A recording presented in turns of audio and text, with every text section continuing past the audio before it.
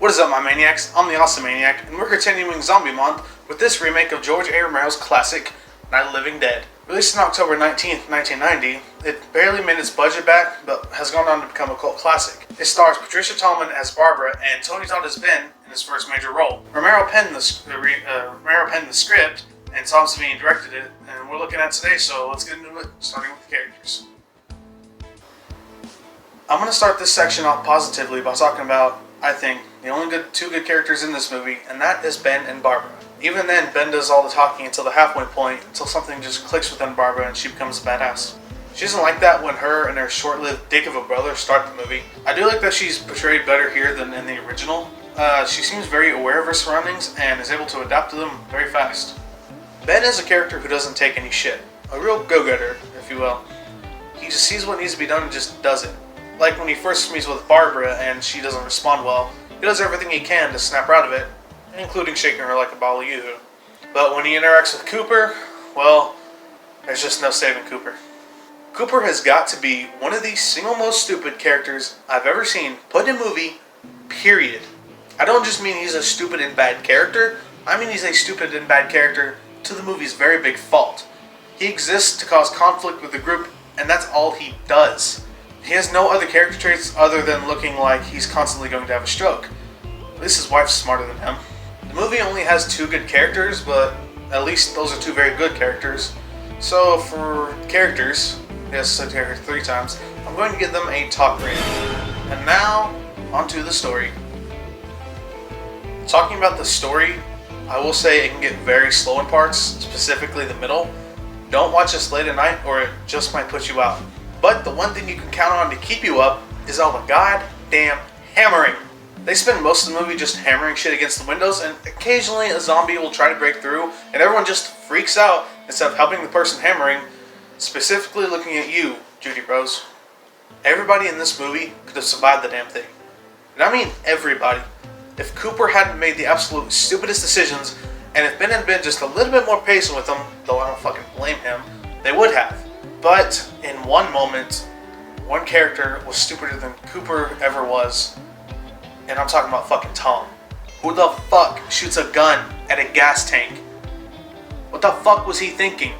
In my previous review, I stated that I love character-driven movies. But not when the characters make the stupidest decisions they can make, like in this movie. So for the story, I'm going to give this a Batman and Robin rating. Now to talk about the undead. These have got to be the least threatening zombies I have ever seen. They are so slow and non-active that, once again, everybody should have survived the movie. They shouldn't have had the trouble they had. The only exception was the one that attacked Johnny and Barbara in the beginning in the cemetery. He was actually threatening and a little smart too, trying to use using the brake to break the car window to try to get to Barbara. But he seems to be the only one because these are some slow-ass motherfucker zombies. And yes, that is one word. Slow-ass motherfucker zombies. I'm going to put that on screen right here. Slow-ass motherfucking zombies. I don't understand how they're so smart and yet so stupid all at the same time. They're even afraid of fire. Also, the actors portraying them are iffy at best, so for the zombies, I'm going to give them a dead in the ground rating. They were so easy to deal with that Ben just be out here backhanding them. Coming into this, I did expect more from the king of splatter, Tom Savini, but I get that they were going for a more toned down feel with the kills, but my god, could there have been something? I know there were deleted scenes that were cut from the film, but this is the base film we're talking about, so that doesn't count.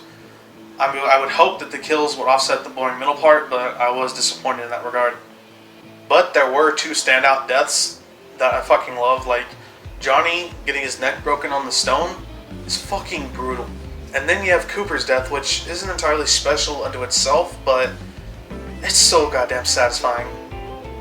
My god, it's satisfying. For the kills, I'm going to give them a neck snap rating, and of course, and as always, and you're here to expect it, here they are.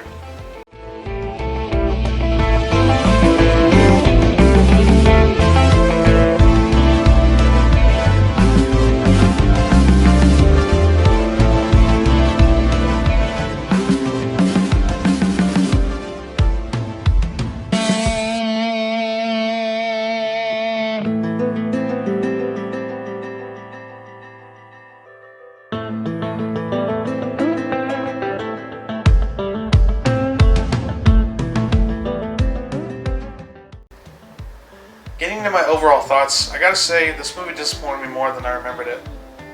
I remember it being better than this, but with the slow pace, the stupid characters, and the lackluster zombies and gore, I'm gonna give this a nothing good on rating. Though I do love the characters of Ben and Barbara, those two alone aren't enough to elevate this movie. Join me next week where I take a look at another remake of a Romero film. Until then, bye bye.